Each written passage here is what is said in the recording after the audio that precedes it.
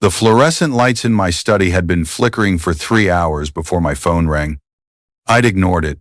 The old wiring in this Sedona estate had been unreliable since the 1940s, and I'd stopped caring about electrical problems around the same time I'd stopped caring about most things. 200 years will do that to you. 200 years of watching the desert swallow everything you loved. But when the phone rang at 2:47 a.m., I answered without checking the number. Some part of me, the part that had been waiting for 2 centuries, already knew. "Mr. Kent?" The voice on the other end belonged to a man trying very hard not to sound terrified. He was failing. "This is Bernard Ochoa from the Maricopa County Medical Examiner's office." Sir, I don't know how to explain what's happening." I set down the book I'd been pretending to read. "Try." "There's a woman here. Lucille Mousy, 38, car accident victim. She was pronounced dead at 8:43 p.m. We processed her intake, tagged her, put her in cold storage." He paused, and I could hear something in the background, a sound that made my dead heart remember what it felt like to beat. "She sat up 20 minutes ago. She's been screaming ever since, just one word, over and over." I was already standing. "What word?" "Walker." His voice cracked. "She keeps screaming, Walker." "Sir, there's no emergency contact in her file, no family we can reach." "But she's asking for you like her soul depends on it. Like you're the only thing standing between her and—" He didn't finish. He didn't need to. I hadn't heard anyone speak my name with that kind of desperation in 200 years. Not since the last time she died in my arms. If you've ever felt like you were grieving something you couldn't name, if you've ever woken up reaching for someone who wasn't there, then maybe you already understand why she was screaming, and maybe you'll want to stay for what comes next. If stories like this feel like coming home, subscribing means you won't lose your way back. The drive from Sedona to Phoenix took most men 90 minutes.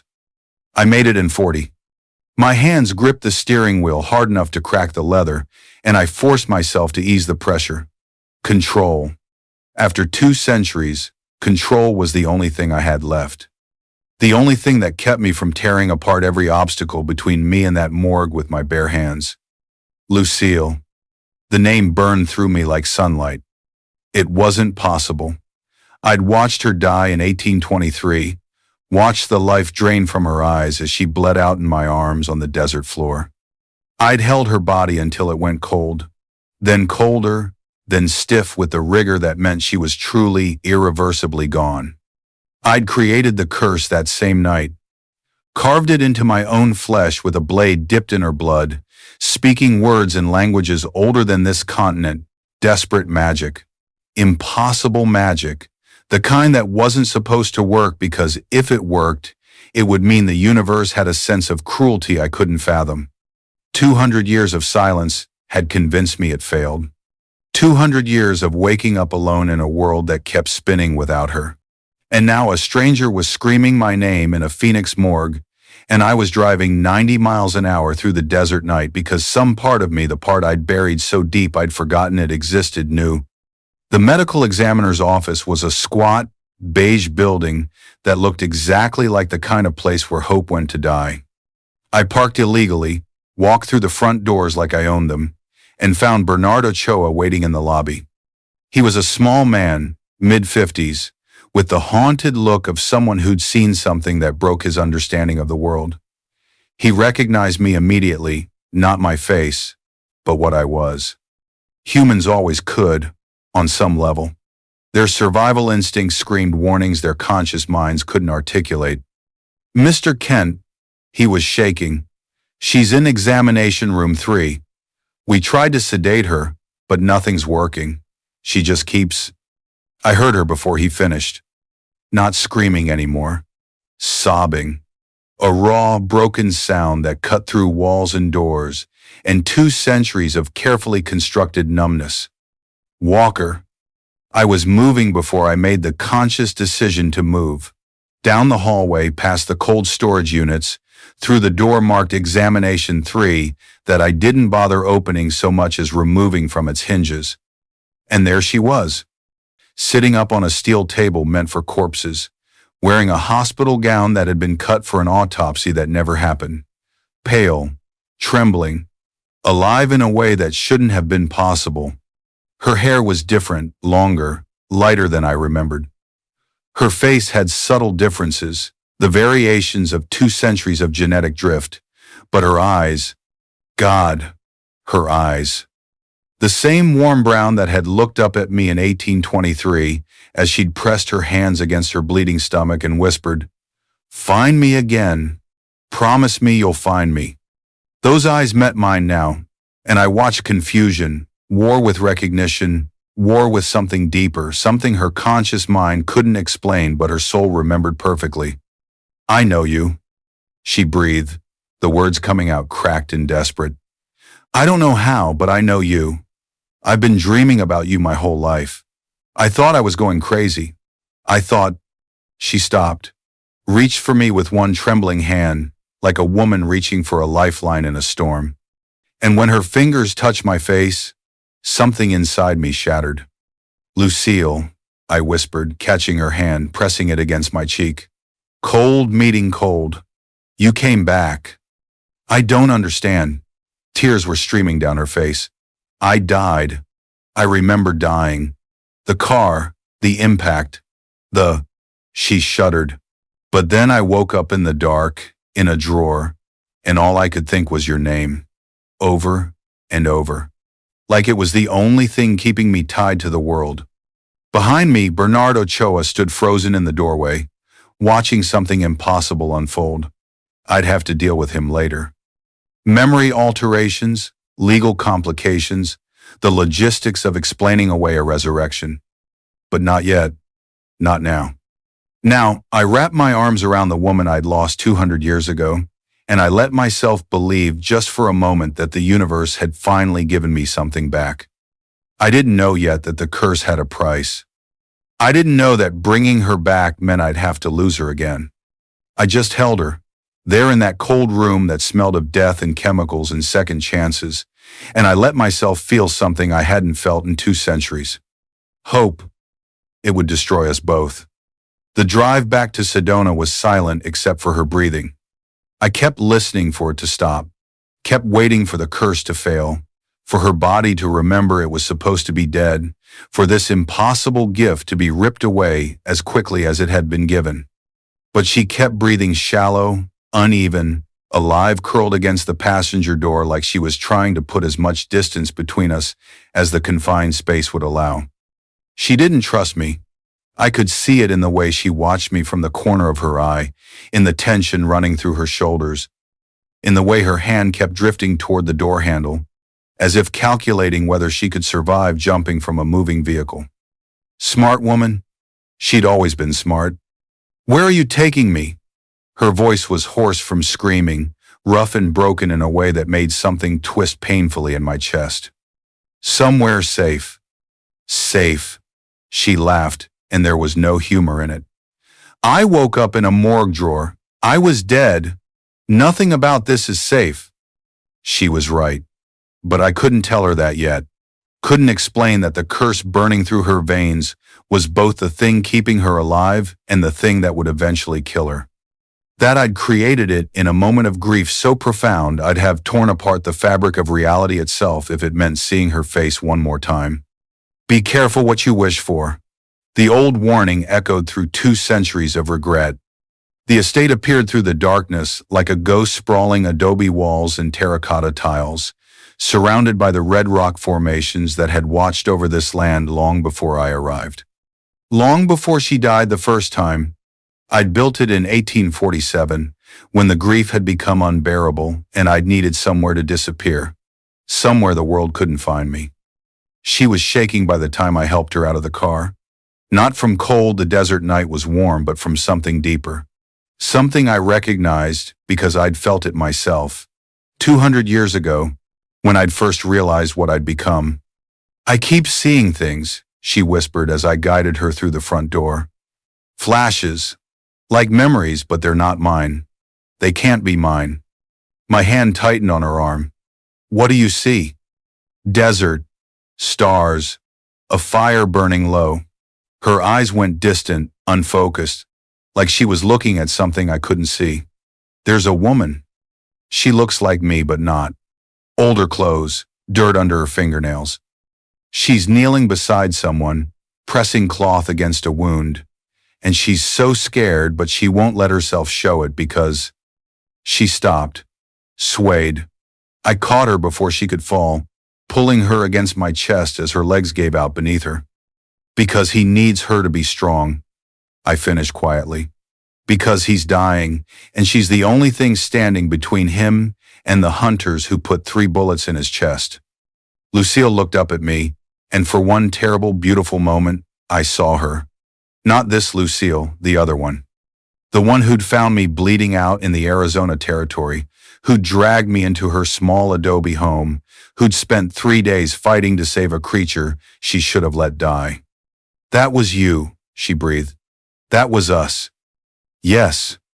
But that's impossible.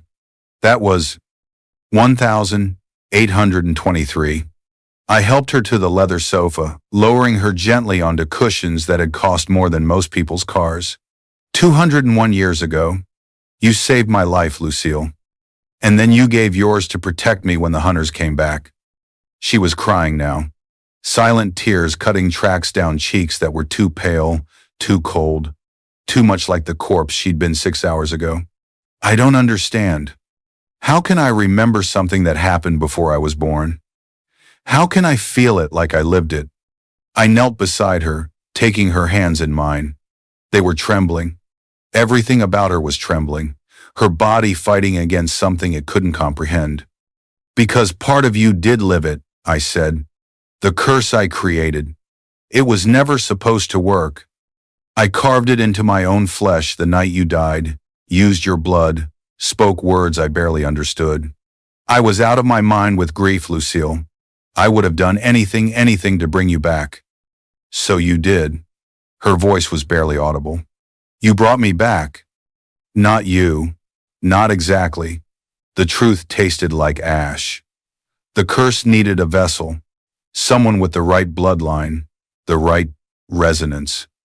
Your soul has been waiting 200 years for a body it could claim.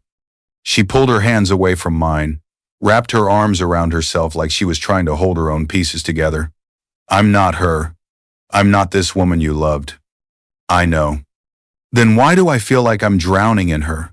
Why do I look at you and feel things I've never felt for anyone?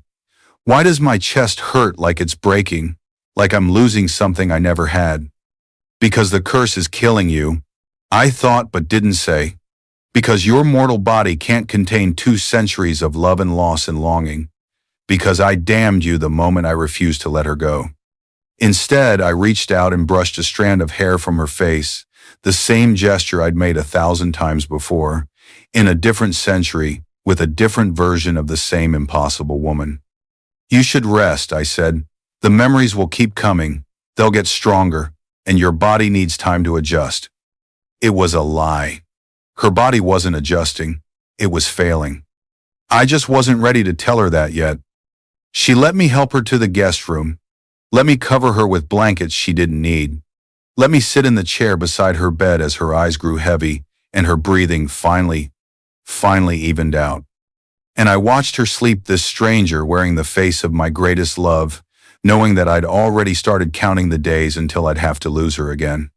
She found me 3 days later in the library, standing at the window watching the sun set over Cathedral Rock. I'd been avoiding her, telling myself it was for her benefit that she needed space to process, to rest, to let her body find whatever equilibrium it could manage. But that was a lie, and I'd lived long enough to recognize my own cowardice when it surfaced. The truth was simpler and uglier. I couldn't bear to watch her deteriorate. 3 days, and already she was thinner, paler. The shadows under her eyes had deepened into bruises, and she moved like someone carrying a weight far heavier than her frame should bear. The curse was consuming her from the inside out, and every time I looked at her, I saw the countdown I couldn't stop. I need you to tell me everything. Her voice was stronger than I expected, steadier. She'd wrapped herself in one of my robes, burgundy silk that swallowed her small frame, and her hair was still damp from the shower. She looked fragile and fierce all at once, like something precious that refused to break quietly. Lucille. No. She crossed the room until she stood directly in front of me, close enough that I could smell the lavender soap she'd used, close enough that I could see the pulse jumping in her throat. Still alive. Still fighting. I've spent 3 days drowning in memories that don't belong to me. I've watched myself die 100 different ways in dreams I can't wake up from. I've felt things for you that terrify me because I don't know if they're mine or hers or some horrible combination of both. Her chin lifted, defiant. You owe me the truth, all of it. And you're going to tell me right now. She was right. She deserved that much at least. I turned back to the window, because some confessions are easier when you don't have to watch them land. Her name was Lucille Beaumont. She was a healer, not a doctor, not formally, but the closest thing the Arizona Territory had in 1823. People came to her from miles around because she had a gift, knew which plants would draw out infection, which poultices would bring down fever. She'd saved more lives by 30 than most physicians saved in a lifetime. How did you meet her? I was dying. The memory surfaced like something dredged from deep water, murky, heavy, impossible to push back down. Hunters had tracked me across 3 territories, caught me outside Tucson when I was weak from hunger, careless from loneliness. They put 3 silver bullets in my chest and left me to burn in the sun. I heard Lucille's sharp intake of breath behind me, but didn't turn around. She found me at dawn, dragged me into her home even though she knew what I was. I could see it in her eyes, the recognition, the fear she refused to let control her. I told her to let me die. Begged her, actually, but she just looked at me with those brown eyes and said, I don't let anything die if I can help it, not even monsters. My voice cracked on the last word. 200 years, and it still had the power to break me. She spent 3 days pulling silver from my chest, feeding me blood she'd harvested from rabbits and deer, fighting to save something the rest of the world would have happily watched burn. And somewhere in those 3 days, I fell in love with her. Not the way I'd loved before, brief, forgettable, the shallow affections of a creature who'd learned not to attach. This was different. This was annihilating. I finally turned to face Lucille. She was crying silently, tears tracking down her cheeks like she didn't even notice them, like they belonged to someone else. She loved me back, I continued, softer now. Against every instinct, every warning, every rational voice telling her to run. She loved me back, and for 2 years, we built something I never thought I'd have. A home, a life, a reason to exist beyond mere survival. What happened? The question I'd been dreading. The wound that had never healed. The hunters came back, 5 of them this time, better armed, better prepared. They surrounded the house at midnight. I told her to hide, to let me handle it. But Lucille, I closed my eyes against the memory. She'd never been good at hiding, never been good at letting someone else fight her battles. She tried to protect you. She succeeded. The words tasted like poison. She stepped between me and a crossbow bolt meant for my heart, took it right through her stomach. The hunters fled when they realized what they'd done. Even monsters have rules about killing human women, but it didn't matter. The damage was already done. I opened my eyes and found Lucille standing inches away, close enough to touch, close enough that I could see my own grief reflected in her borrowed brown eyes. She died in my arms, I whispered, bled out on the floor of the home we'd built together. And her last words were, find me again. Promise me you'll find me. So you created the curse. I created the curse.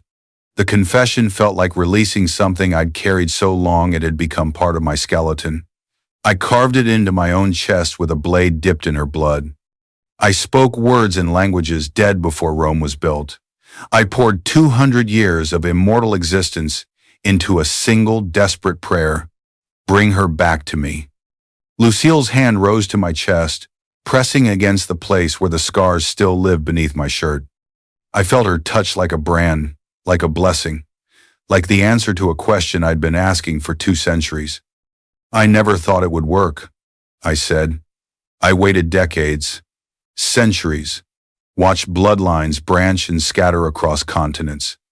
And then 3 nights ago, a woman named Lucille Mousy died in a car accident in Phoenix, and the curse finally found what it had been searching for. Me, she breathed. You. The nosebleed started the next morning. I found her in the bathroom, gripping the marble counter with white-knuckled hands, staring at the blood dripping into the sink like it had betrayed her, red against white. Life leaking out in slow, steady drops. It won't stop, she said without looking up. I've been standing here for 20 minutes and it won't stop. I grabbed a towel, pressed it gently against her face, tilted her head back the way I'd done for her 200 years ago when she'd pushed herself too hard tending to the sick. The gesture came back like muscle memory, like breathing, like something my body had never forgotten even when my mind tried to. This is getting worse, she whispered against the cloth. I can feel it, Walker. Something inside me is wrong, like there's a fire burning where my bones should be. I didn't answer, couldn't answer, because she was right, and the truth was a blade I'd been holding for days, waiting for the right moment to cut her with it. There was no right moment. The curse, I finally said. It's not. It wasn't designed for this. For you. She pulled back, lowering the towel to study my face with those borrowed brown eyes. The bleeding had slowed but not stopped, a thin red line still tracing down her upper lip like a crack in porcelain. What do you mean? When I created it, I wasn't thinking clearly. I was grieving, desperate. I poured everything I had into calling her back, but I never considered what would happen if it actually worked. What it would cost the vessel that received it. The word hung between us. Vessel. I watched understanding dawn across her features, slow, terrible, inevitable. I'm not her, Lucille said. I'm not Lucille Beaumont resurrected. I'm just a container. A body the curse grabbed because something in my blood matched closely enough. You're a descendant. Distant, diluted across 2 centuries. But the bloodline was strong enough for the magic to recognize. And the magic is killing me. It wasn't a question. I answered anyway. Yes. She laughed. The sound was so broken, so hollow, that it cut deeper than any scream could have. She pushed past me into the bedroom, and I followed because I didn't know what else to do. Because following her felt like the only purpose I had left. How long? She was pacing now, arms wrapped around herself, that burgundy robe dragging across the floor like a funeral shroud. How long do I have before this curse burns through me completely? Weeks, maybe less. Maybe less. She stopped moving, turned to face me with something building in her expression that I recognized from the original Lucille, a fury that could level mountains. You did this to me. You understand that, don't you? I was dead. I was at peace.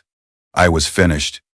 And you dragged me back into a body that's falling apart because 200 years ago, you couldn't let go of a woman who wasn't even me. Lucille, don't. She held up a hand, and I saw it was shaking. Everything about her was shaking. Don't say my name like you know me. You don't know me. You know her. You know the woman whose memories are bleeding into my brain like a poison I can't flush out. But I'm not her, Walker. I had a life. I had a career. I spent 15 years helping people process their grief because I understood loss in a way I could never explain. And now I know why. Her voice cracked. I understood it because I was carrying her grief. Her loss. Her love for you that I never asked for and can't get rid of. She was crying now, angry tears that she wiped away furiously, like they were another betrayal. Do you know what it's like, she demanded, to feel something this overwhelming for a stranger? To look at you and feel my heart break even though we've known each other for days? I'm mourning a relationship I never had. I'm grieving a life I never lived, and none of it is mine. None of it was ever supposed to be mine. I'm sorry. The words felt pathetically inadequate. I never meant for this to happen. I never thought the curse would actually work. But it did work. She stepped closer, close enough that I could see the blood vessels breaking in the whites of her eyes, another sign of the curse consuming her. It worked, and now I'm dying because of it. Dying with her memories and her love and her feelings for you crowding out everything I used to be. I can break it. The words left my mouth before I could stop them, before I could consider whether telling her was mercy or cruelty. Lucille went still. What? The curse. I can break it, undo the magic, release you from. I couldn't say from her. It would stop the deterioration, give you peace. But I would die. Yes. And the memories? Her feelings? Would those go too? I nodded, not trusting my voice. She stared at me for a long moment. I watched her process the choice I'd just given her, a clean death versus a slow one. Forgetting versus remembering. Letting go versus holding on to something that was destroying her. So my options, she said slowly, are to die quickly and peacefully as myself, forgetting everything I've felt for you, or to die slowly and painfully while drowning in another woman's love. Yes. That's not a choice, Walker. Her voice had gone quiet. Dangerous. That's a punishment. I know. She walked past me to the window, staring out at the red rocks I'd watched for 2 centuries while I waited for her to come back. Her shoulders were shaking, but when she spoke, her voice was steady. Get out. Lucille. Get out. She didn't turn around. I need to think. I need to figure out what I want without you standing there looking at me like I'm her. Because I'm not, Walker. I'm not her. And I refuse to die as someone else's ghost. I left. I closed the door behind me and stood in the hallway, pressing my forehead against the cool wood, listening to her cry on the other side. And I wondered if this was what I deserved. 200 years of longing, finally answered only to watch her hate me for the answer. She didn't speak to me for 4 days. I kept my distance, hovering at the edges of the estate like the ghost I was, listening for signs that she was still breathing, still fighting, still alive. Some nights I stood outside her door for hours, tracking the rhythm of her heartbeat through the wood, counting each beat like a miser counting coins. Every one a gift, every one borrowed. The bleeding had gotten worse. I could smell it now, copper and salt, the scent of a body consuming itself. She tried to hide it, stuffing tissues into her pockets, wearing darker clothes to mask the stains. But I'd been alive too long not to notice, too long not to recognize what dying looked like from the outside. On the 5th night, she found me in the courtyard. I was sitting on the stone bench where I'd spent countless hours over 2 centuries, staring up at the same stars that had witnessed her first death. The desert air was cool against my skin, carrying the scent of sage and something older, the memory of fires long burned out. She sat down beside me without asking permission. Her breathing was labored now, each inhale a small battle. But her eyes were clear, clearer than they'd been since the morgue. I've been thinking, she said. I know. About the choice. About what you offered. She pulled the robe tighter around herself, and I noticed how thin her wrists had become, how the bones were starting to show through. You said you could break the curse. Give me a clean death. Let me forget everything. Yes. And you'd do it? If I asked? She turned to look at me, and the moonlight caught the hollows under her eyes, the pallor that no amount of rest could fix. You'd erase yourself from my mind? Let me go peacefully, not knowing any of this ever happened? The question felt like a knife sliding between my ribs. If that's what you wanted, I said. Yes. She was quiet for a long moment. Somewhere in the distance, a coyote howled, a sound that had haunted these hills since before either of us existed. I spent 38 years feeling incomplete, she finally said. Like there was a hole in me that nothing could fill. I dated men who were perfectly nice, perfectly suitable. I built a career helping other people process their losses. I did everything right, and I still woke up every morning feeling like I was missing something I couldn't name. Her hand found mine in the darkness, cold fingers wrapping around colder ones. Now I know what I was missing. I know why nothing ever felt like enough. Because part of me, some ancient, stubborn part buried in my blood, was waiting. Waiting for you. Waiting for this. Lucille. I'm not done. Her grip tightened. These past few days, I've been trying to separate myself from her. Trying to figure out which feelings are mine and which ones belong to a woman who died 200 years before I was born, and I realized something. She turned to face me fully, and I saw tears tracking down her cheeks, silver in the moonlight. It doesn't matter. What? It doesn't matter whose feelings they are. They're real. What I feel when I look at you, the way my chest aches, the way my pulse jumps, the way I want to touch you even when I'm furious at you, that's real. Whether it started in 1823 or 3 days ago, it's real. And I'm not going to die pretending it isn't. I couldn't breathe. I hadn't needed to breathe in 200 years, but suddenly my chest felt tight, my throat felt closed, my entire body felt like it was being crushed by the weight of what she was saying. You'll die in pain, I whispered. The curse will keep burning through you until there's nothing left. It could take weeks of suffering. I know. You'll feel everything, every memory, every emotion, every moment of 200 years of loss. It will overwhelm you. I know. Then why? My voice cracked on the word. Why choose that when I can give you peace? She lifted her free hand to my face, cupping my jaw the way she'd done 2 centuries ago when I was dying and she was the only thing keeping me tethered to the world. Because I spent my whole life not knowing what it felt like to be loved like this, to be worth this much to someone. 200 years, Walker. You waited 200 years. You carved a curse into your own flesh because you couldn't bear to exist without me. The tears were flowing freely now, but she didn't seem to notice, didn't seem to care. I'm not going to die forgetting that. I'm not going to let the last thing I feel be nothing. If I only get a few more days, a few more hours, I want to spend them knowing exactly what I meant to you, what she meant to you, what we mean. It will hurt, I said, because it was all I could say. Because I didn't have words for what she was giving me. I know hurt. She smiled, and it was the saddest, most beautiful thing I'd ever seen.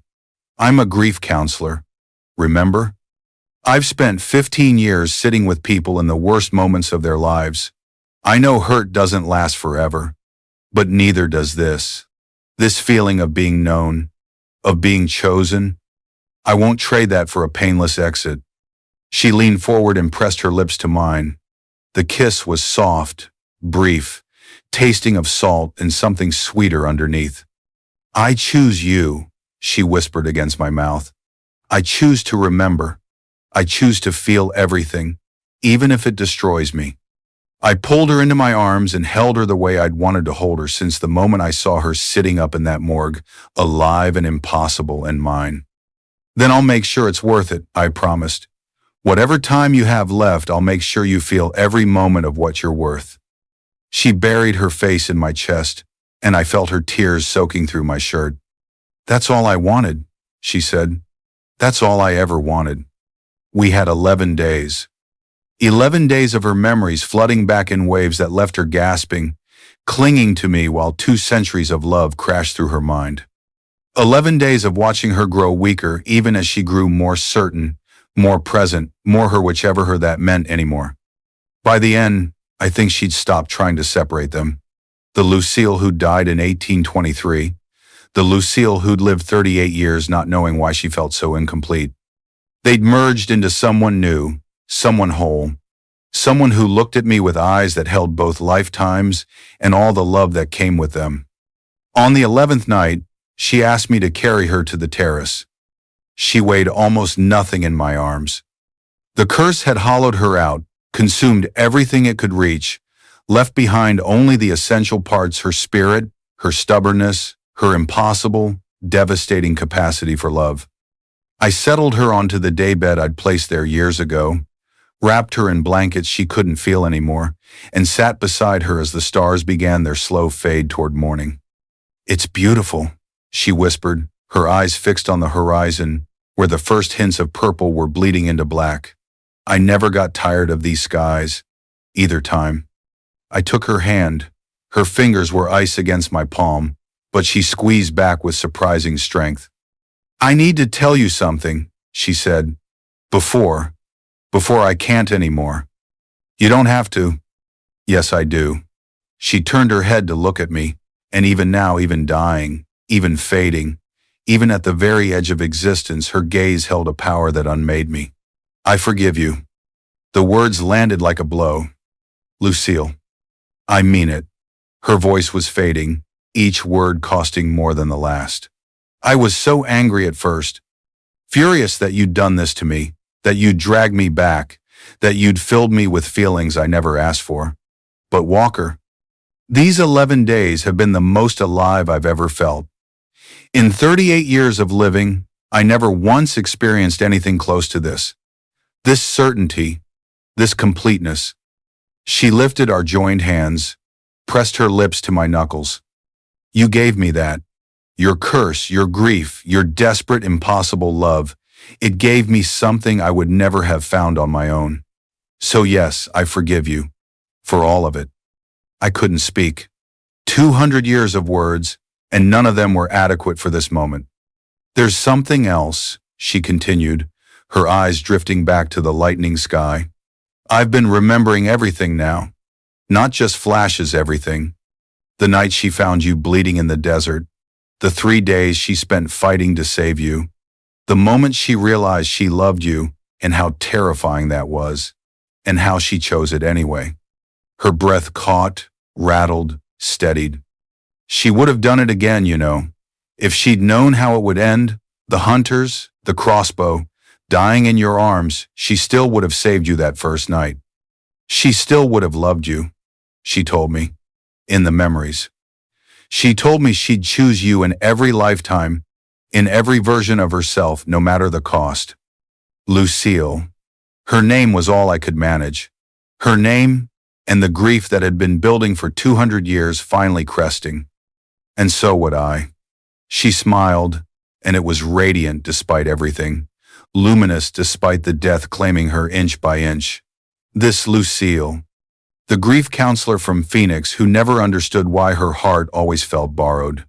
I would choose you too. I am choosing you. Right now, with whatever time I have left, I'm choosing you. The sky was shifting from purple to rose.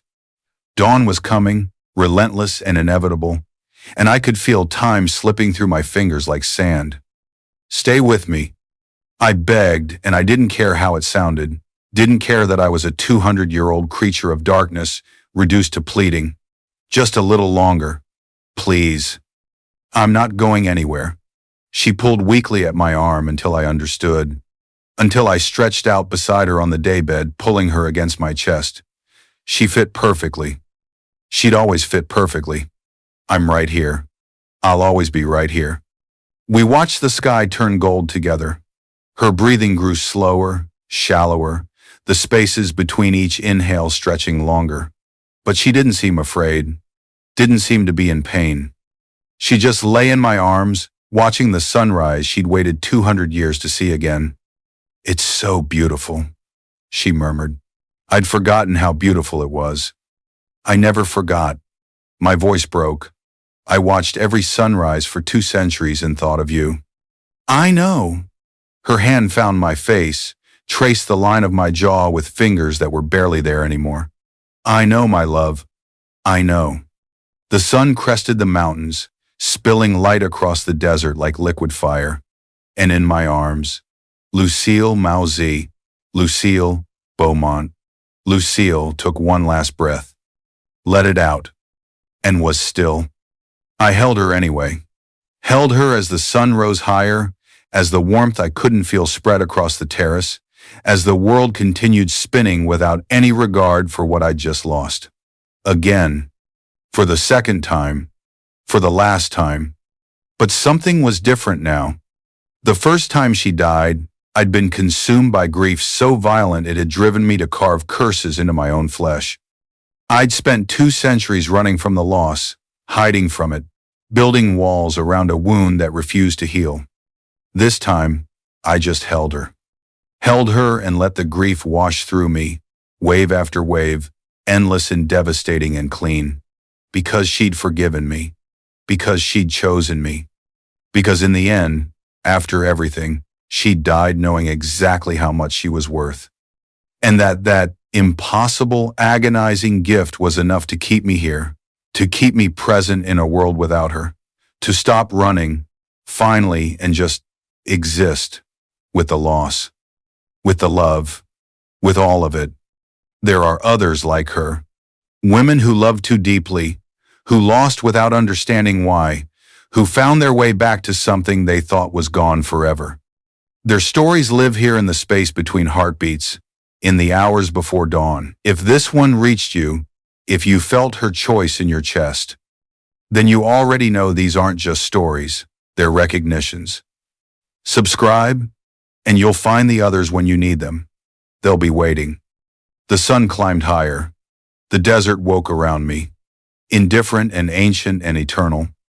And I sat there holding the woman I'd loved across 2 centuries, watching the light spill across her peaceful face, and finally let her go.